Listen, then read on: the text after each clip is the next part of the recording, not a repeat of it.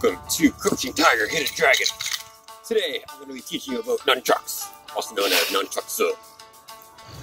First exercise we will be doing is the back and forth, like this.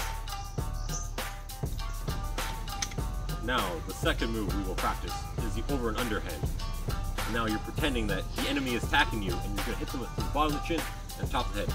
Under the chin, over the head, under the chin, over the head. And sometimes you gotta use this hand to protect yourself. Over the head, under. Over the head, under. That's all on the hips as you're moving around like this. Teach you is the figure 8 move, or the infinity. We're gonna go around in a pattern like this, okay? And imagine we're attacking the enemy from here, here, and here, and just about everywhere, okay? Here we go.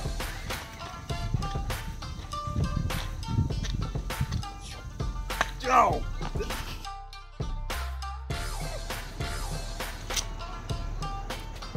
Namaste everybody, thank you for watching, and remember, always follow the dragon.